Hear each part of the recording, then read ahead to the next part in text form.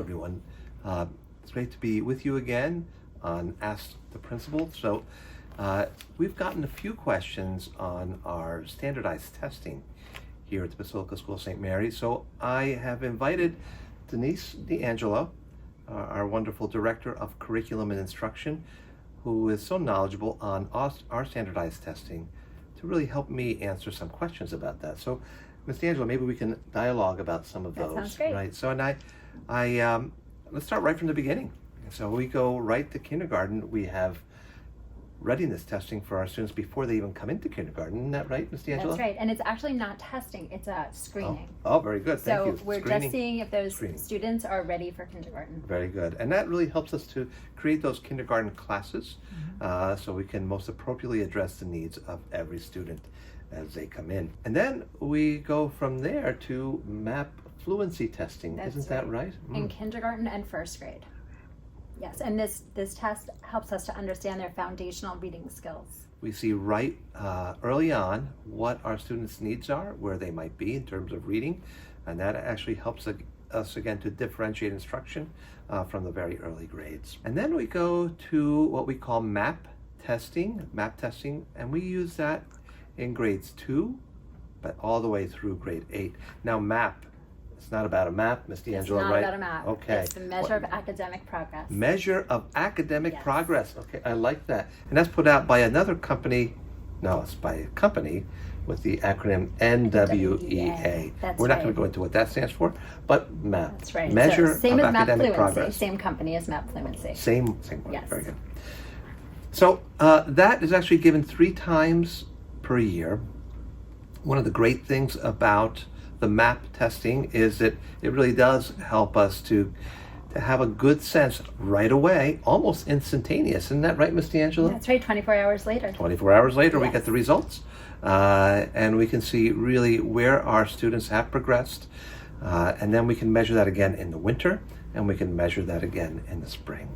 So one of the best parts of this test is it assesses their achievement. It helps us understand achievement and their growth, most importantly, how far they've come. Very good. So achievement and growth. So this is an achievement test, but it helps us to see that growth throughout the year and then from year to year. Again, MAP, this is a pretty widely used test really throughout the country and throughout the world. And one of the wonderful things about MAP is that it has this very large normed group, about one of the largest that I've seen, and that really means our results are very accurate, right, when we get that data back. Well, whenever you have an organization, of course, this large, you have to wonder, right, well, what are they putting in these questions and in the writing that they give to our children? And that's a valid question and concern. There's a number of dioceses throughout the country that use NWEA MAP. I actually watched the growth of this over the last 15 years. And our diocese has chosen MAP testing. So that's what they ask us to use. Now, of course, they're also concerned with the use of language that NWEA might use there. And so they've been in dialogue with NWEA and really asked them to exclude anything that may not be consistent with our church's understanding. Okay, so just so you're aware of that, that does help us with math placements as students go on. It helps us to continually differentiate instruction. MAP is one of the better tests that I've seen over the years. It really gives teachers feedback on the individual needs of students. It really helps those teachers to tailor instruction for the needs of the students. Which is great. Now, there are other assessments that we use. One that we've introduced recently is the OLSAT. OLSAT, and we give that now in 4th grade.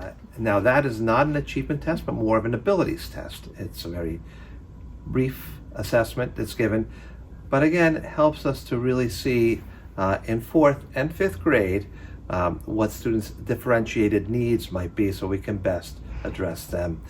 So we started off by wanting to see what students' needs were in math in a quantitative area, so we might best address those. Give students the support that they need or help them to excel as best suits them. The other testing that you'll see is the HSPT, and that's given during 8th grade. And that's really for our high school entrances, right? Especially for the Catholic schools. Again, gives us wonderful data. A lot of the achievement data on the HSPT is very consistent with MAP. So you can track how your child might do on the HSPT by looking at the MAP, right? At least on the achievement portion.